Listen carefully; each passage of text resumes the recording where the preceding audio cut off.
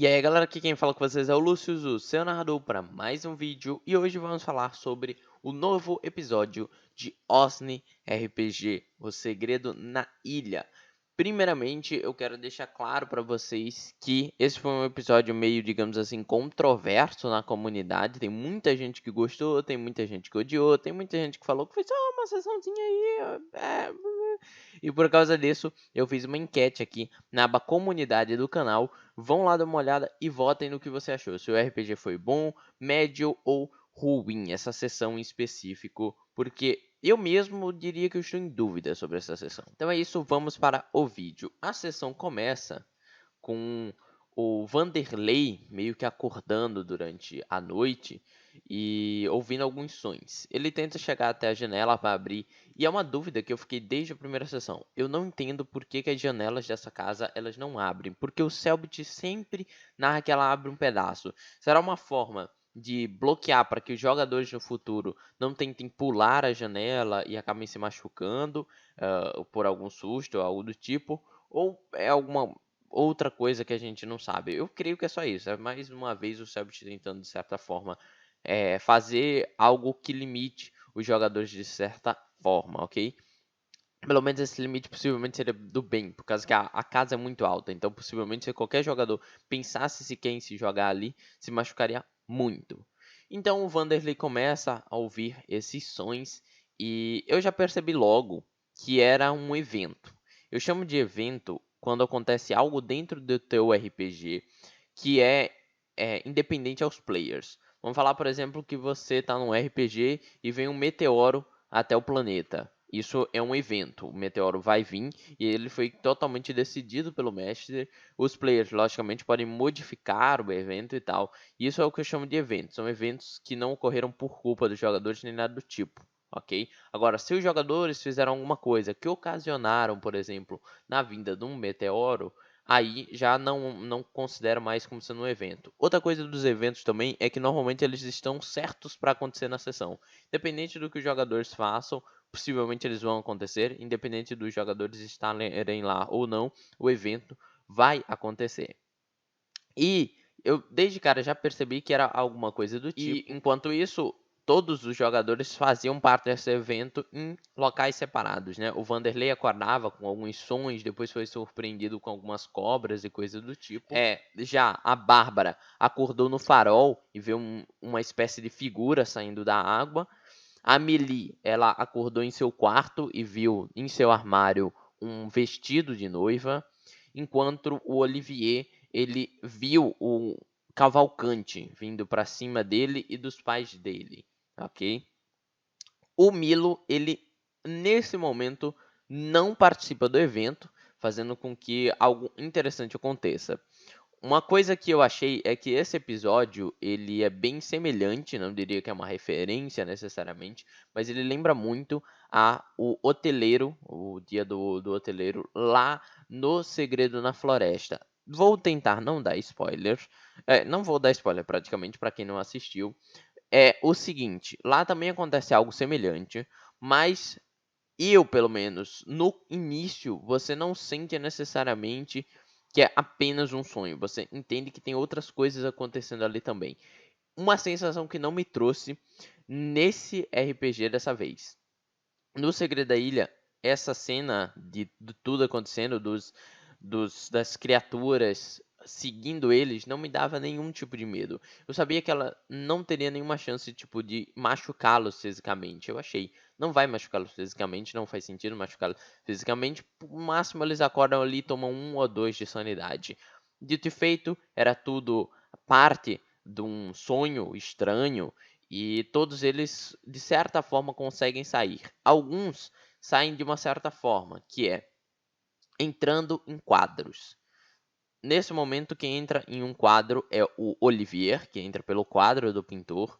E nós temos a Bárbara, que entra no quadro do farol, que não deu ainda para ver o que é o quadro do farol. Eu achei que o Selbit poderia ter mostrado, já que ela foi até o quadro e entrou no quadro, ele poderia sim ter mostrado como era esse quadro, mas ele disse que ainda não foi revelado porque os jogadores ainda não chegaram necessariamente a olhar ele e apreciar. Depois a mesma coisa acontece com Milo, mas com o pai dele o perseguindo e ele passa por uma porta. Algo estranho, mas que não fez tanto sentido, porque uma coisa deu para entender claramente nesse momento que o Vanderlei ele ouvia um choro e esse choro saía de um quadro, possivelmente, que estava embaixo de uma pequena poltrona. A gente não sabia onde o Vanderlei tinha escondido o quadro, mas deu para perceber que era isso, que era o quadro claramente ali chamando por ele. Enquanto a Amélie, ela teve a possibilidade também de ir até um quadro. Ela poderia ter ido até o quadro na Noralma, mas ela preferiu voltar e enfrentar a Noralma, digamos assim, e acabou também sofrendo um pouquinho de penalidade. Então o Vanderlei não quis ir até o quadro, e a Amélie também. Enquanto o Milo, ele entrou numa porta, o que não me fez muito sentido, então fez para pensar que deve ser um quadro também. Deve ser nada mais além de um quadro, mas o Selbit quis fazer dessa forma diferente, falando que era uma porta, tanto para não revelar o quadro, quanto para deixar mais um mistério no ar.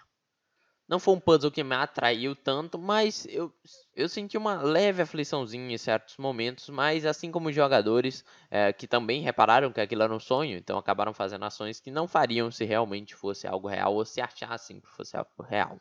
Na casa do Milo, o Bartô é chamado e já vem uma conversa estranha que nesse momento já me fez pensar. Eles perguntaram onde você estava na noite passada. Eu lembrei, é mesmo, a gente não viu o Bartô em nenhum momento, ele se ferrou, ele possivelmente vai ser acusado. E vamos ver esse desenrolar mais pra frente da sessão. Mas, dentro da mansão, a Lívia, mãe da Bárbara, começa lá a ficar descontrolada, faz diversas coisas ali, fica chateando. Até tem uma hora que ela vai bater no, se eu não me engano, foi no pai do Olivier, e o Selbit fez uma coisa que eu acho que vale a pena mencionar. Ele foi e falou assim: ela pega seu pai e ele fez a mesma pose do Kian, batendo. Aí ele foi e falou, e dá um tapa na cara dele, começa a arranhar ele. Foi muito legal essa parte. Mas então, pulando para coisas mais interessantes, chegam alguns policiais ali na casa, né, para fazer alguns interrogatórios. A Amelie dá em cima de um personagem e tal, fazendo com que, realmente, agora se você quiser chipar um personagem que deu em cima do outro, não tem problema, mas não é nem mais chip. É um interesse genuíno de um jogador no outro personagem. Não genuíno, eu diria, mas é um interesse. O Olivier, durante seu interrogatório, não fala mais nada, né? Ele fala, não lembro tal, e começa a parecer mais acusado do que, do que uma vítima das situações. Enquanto isso, o Milo, ele quebra a porta do quarto do pai, uma atitude que eu só acho, pô, eu sei, vocês estão fazendo isso mais pelo RPG, mas eu não acho que faz muito sentido você chegar e quebrar a porta da casa do pai de uma forma tão do nada assim. Mas ele tenta lá encontrar alguma coisa para que possa ajudar nas investigações, mas não obteve nenhum sucesso, fora descobrir que tem um baú embaixo da cama do pai dele, e possivelmente é um baú que tem aquela quadro que projetou a porta para eles, e possivelmente será o quadro da criança que os avós do Milo receberam, o quadro que tinha uma criança e que fizeram com que eles futuramente tivessem um filho. Eles também descobrem outras coisas importantes. Primeiro que Dona Lívia, ela morou na mansão, então faz sentido aquelas questões de que daqueles bilhetes de datas diferentes. E possivelmente ela encontrou todas essas mesmas coisas que os jogadores atualmente encontram, todos esses bilhetes e tal. Pode ser que seja a única explicação de por que esses bilhetes são escondidos de uma forma totalmente estranha e por que não foram todos jogados fora e queimados ou simplesmente jogados fora a partir do tempo, né? Sei lá, vai que a Dona Lívia e outras crianças da casa, sei lá, esconderam esses bilhetes, algo totalmente estranho, não sei. Mas enquanto eles vão procurando, eles descobrem que a Noralma não quer dizer que ela traía o Constantino, mas algo acontecia que pode ter feito com que o Constantino achasse que ela traía. Isso tinha sido uma teoria puxada pela Amélie, sem muito sentido. Eu lembro que quando ela puxou, eu falei, dessa vez ela foi longe demais, porque nada falava sobre isso, de traição, no bilhete que ela estava lendo, tanto que o Olivier falou, não tem nada de traição aqui, não sei o quê. Mas o que ocorre é o seguinte, teria uma pessoa que pelo nome ficou Tobias. Eu não lembro se o sobrenome dele era Castelo, mas tinha um cara chamado Tobias que ele não sabia ler e a Noralma ensinou ele a ler, naquele banquinho que a gente vê num penhasco ali. E essa questão dela ensiná-lo a ler fez com que ele se apaixonasse por ela. Nada diz sobre a Noralma também se apaixonar por ele. Diz que ele começou a gostar dela. E o Constantino possivelmente em algum momento descobriu, seja vendo os dois juntos assim de longe, sendo o Tobias contando alguma coisa de que ele gostava da Noralma, ou ele vendo, ou o Constantino encontrando essa carta, seja também aquela questão que foi uma questão levantada dos jogadores. Tinham outras duas pessoas na casa que se gostavam, né? E eles trocavam bilhete. Pode ser que ele tenha pegado um desses bilhetes e deduzido que então isso era a Noralma fazendo isso. E ele decidiu a matar e ele a empurrou do penhasco. Eu tinha dito sobre a possibilidade de empurrar no farol, mas desde quando eu vi o penhasco eu ainda fiquei... estranho esse penhasco aí com um banquinho, né? Lembrando que nada falou exatamente que o Constantino empurrou. Isso daí é parte das nossas teorias de que o Constantino que matou a Noralma. Essa é quase toda certeza, pelo que o fantasma também disse. Enquanto essas teorias vão e vêm, vem um grito de Noralma, sapatão! Da Biamun, que eu não entendi muito porque ela fez essa associação, falando que ela teria ficado com a avó da Bárbara. Não entendi a associação, não entendi, a galera também não entendeu, e meio que essa teoria foi jogada de fora.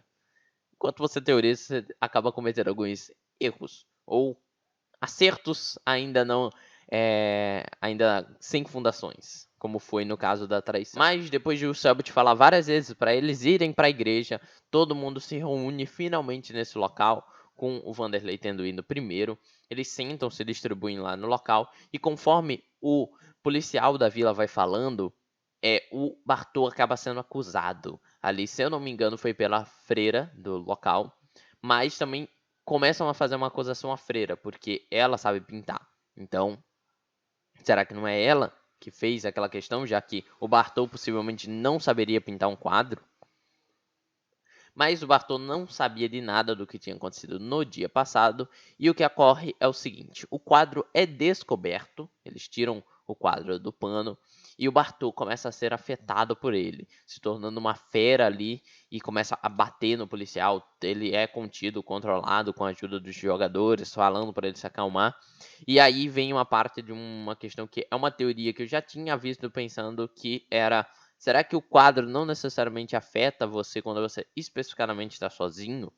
E sim, o quadro acaba ligando uma conexão com uma pessoa apenas. Então vamos falar que tem 5 pessoas olhando para o quadro, ele vai se conectar com uma pessoa apenas, ok? Mas isso também não faz tanto sentido porque o quadro da Noralma foi olhado em conjunto e ninguém enlouqueceu. Então fica ali meio, digamos assim, qual é o real poder dos quadros? Qual é a real função deles dentro do RPG que ainda não foi demonstrada claramente o como que ele funciona essa questão de afetar. O padre, então, vendo toda essa situação, ele começa a gritar por causa do quadro, manda tirar o quadro dali, ele começa a infartar, ele começa a ter uns problemas, eles levam ele até o quarto. Dentro do quarto onde ele dorme tem uma porta com cadeados que dizem que tem alguns livros amaldiçoados, né? Não sabendo se necessariamente é isso, pode ser alguma coisa relacionada à própria mansão, quem sabe tem um quadro ali ou outra coisa do tipo. Nós também, nesse vai e vem, temos uma parte alta da sessão que é o Vanderlei fazendo uma homenagem ali pro Cavalcante. Foi palavras bonitas, mas também me fez ficar com uma teoria na mente. Eu vou botar essas pequenas teorias aqui agora para não deixar pro final do vídeo, para também não ficar tão longo aquela parte final. Uh, e se, na verdade, o Vanderlei nem conhece o Cavalcante e ele tá só metendo esse papo porque ele utilizou palavras, digamos assim, muito horóscopo, né? Aquelas palavras que você consegue enquadrar com quase todas as pessoas. Então, meio que me fez pensar, será que ele realmente conhece o Cavalcante? Será que esse cara, ele não tem nenhum segredo? Será que ele é só um construtor normal da uma imobiliária fachada contratado recentemente, que, digamos assim, não sabe de nada ainda da parte paranormal? O que será que tem o Vanderlei? É um dos maiores mistérios desse RPG, mas é um mistério interessante. Mas então, finalmente, a gente vemos também o desenho ali do Super Milo. Também é dado o papel do desenho do amigo, né, imaginário daquela garotinha, e depois eles vêm e realmente parece ser a Noralma ou um tipo de fantasma ali diferente da ilha. Bom, mas aí todo mundo começa ali a dar uma interrogada no Vanderlei depois que eles voltam pra casa, pra ele contar tudo de uma vez. Eles falam sobre o bilhete, e o Vanderlei fala que sim, o bilhete é dele, ele enviou ali, mas era sobre a casa e tal. Ele começa a tentar dar uns pequenos migué, mas que eu acho que pode até ser verdade, como eu disse. Eu tô gostando do personagem Vanderlei, vou dar uma análise aí no final do vídeo sobre ele.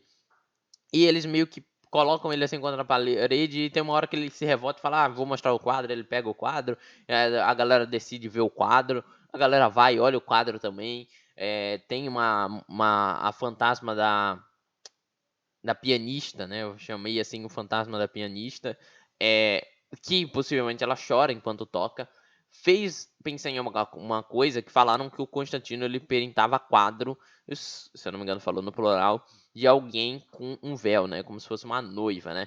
E um dos jogadores tinha deduzido, se eu não me engano foi a Biamon também, que falou que então devia ter vários quadros de Anoralma. E eu não descarto essa possibilidade de que o quadro da pianista também seja a Anoralma ali. Só que, lógico, tem uma cor diferente o quadro, ele é mais pintado num branco, o fantasma brilha mais, é um pouquinho diferente, mas eu acho que pode sim se tratar novamente da Noralma, já que tinha um piano na casa. Eu não lembro se falou se a Noralma tocava piano, mas parece que sim, pois foi ela ali que meio que ajeitou para ter um piano na casa.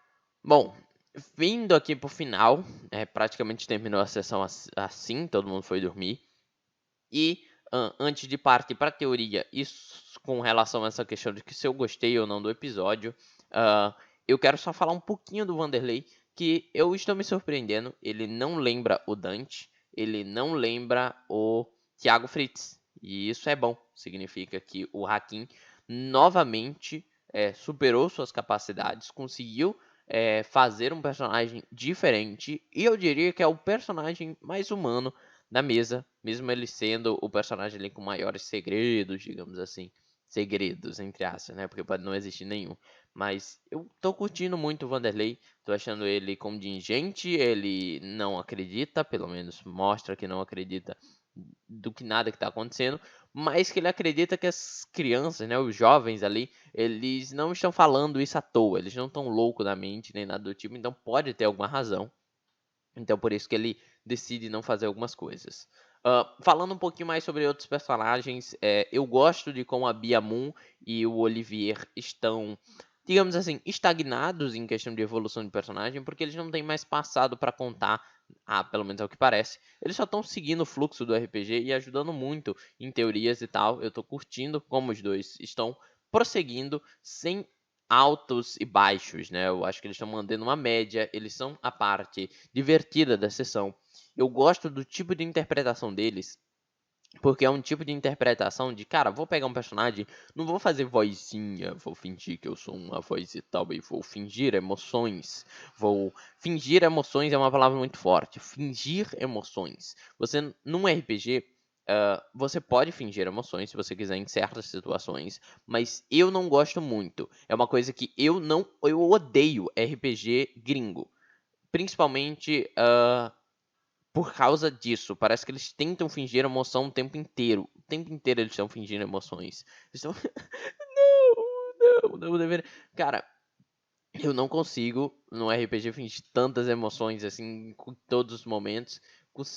Raramente eu faço algum personagem meu chorar, porque eu sei que se eu fizer o personagem chorar de uma forma um pouquinho vaga demais, fica um pouquinho estranho. Então eu prefiro fazer um personagem ficar só mais calado e mais de canto.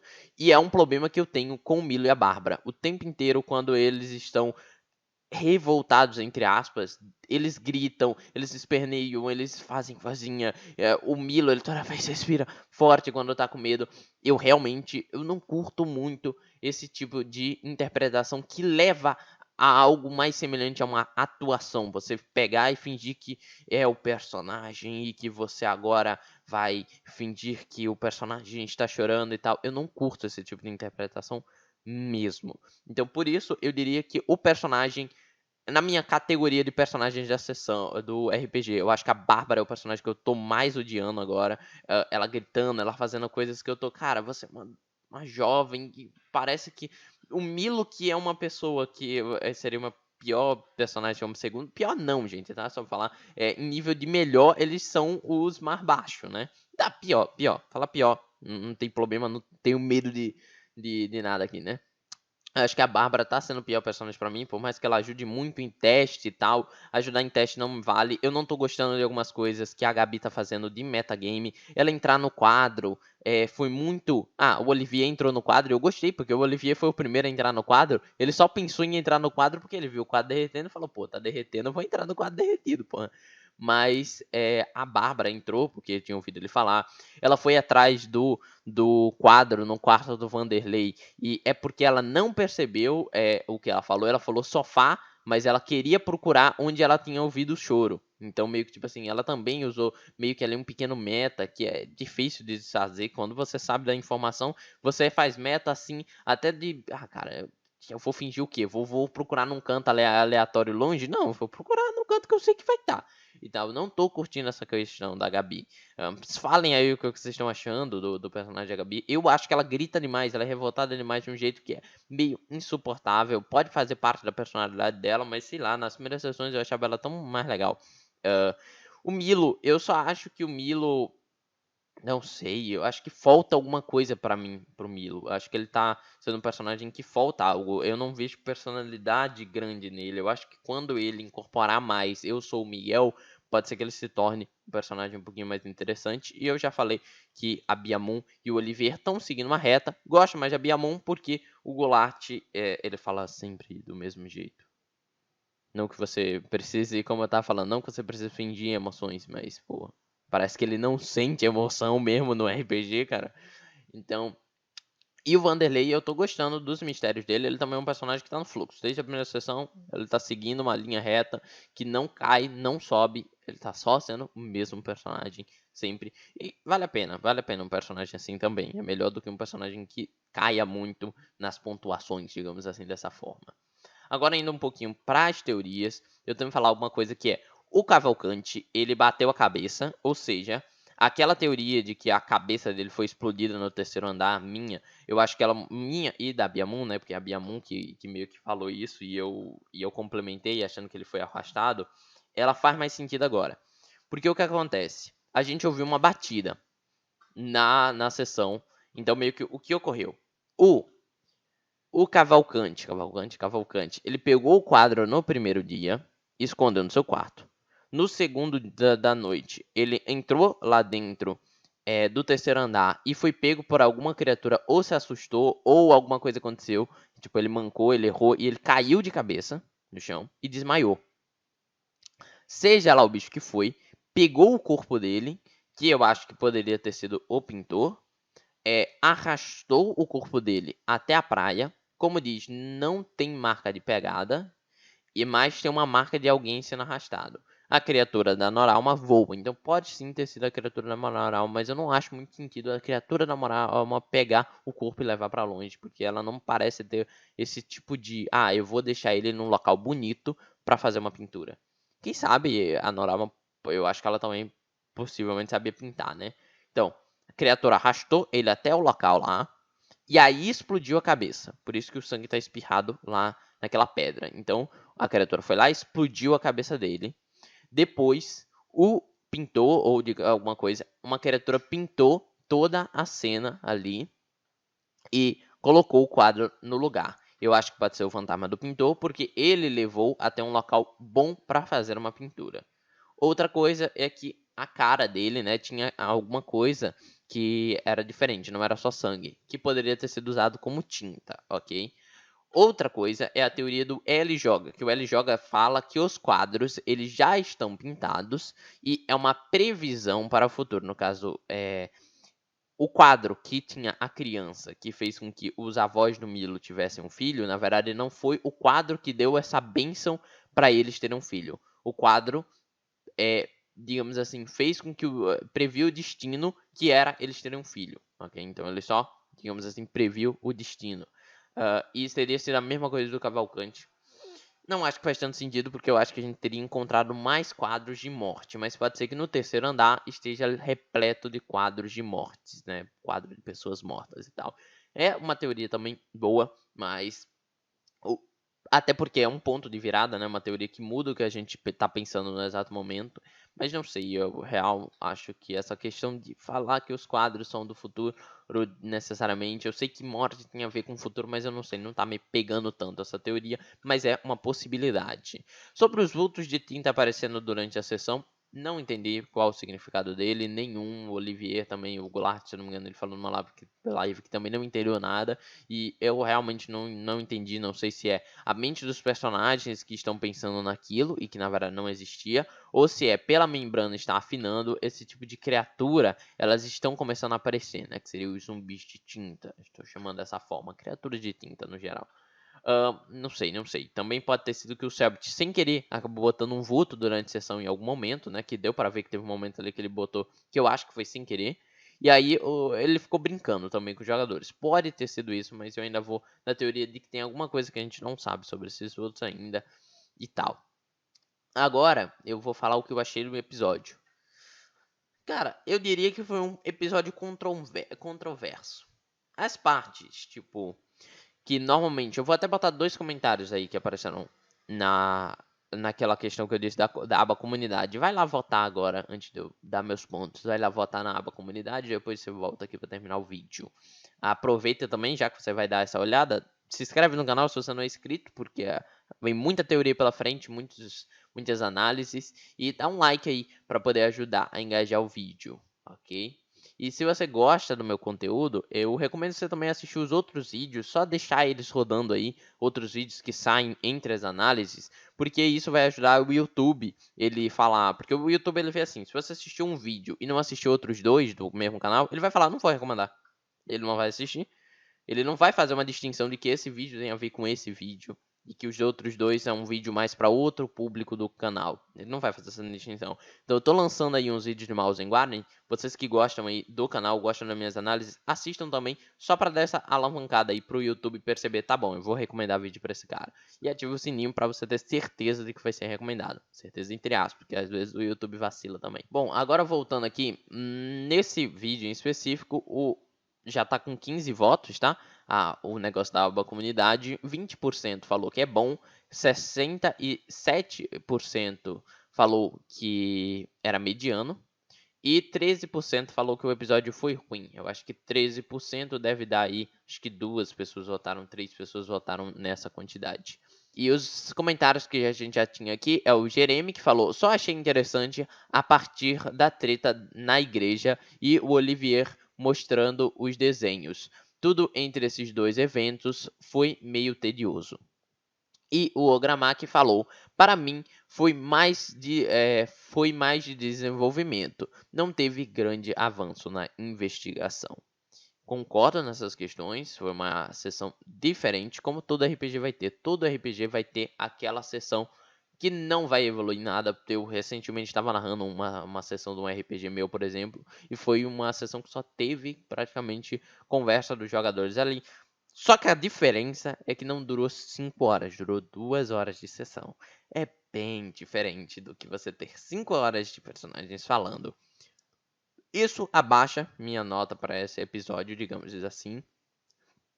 Mas ao mesmo tempo, eu gostei o quão a sessão, para mim, não me desgastou tanto. Eu não assisti sozinho dessa vez, tinha um amigo comigo, então enquanto a gente estava assistindo, a gente acabava dando ali umas teorias, comentava um pouco sobre o que tá achando sobre cada um dos personagens. Então, eu acho que também foi mais leve para mim, porque eu também não estava sozinho aqui, centrado. Então, às vezes eu perdi um pouquinho das concentrações de certos momentos da sessão, mas não achei nada demais. Eu deixo essa sessão com uma nota ali, indo ali na aba comunidade, média. Se não tivesse a média, eu teria botado que foi uma sessão boa realmente.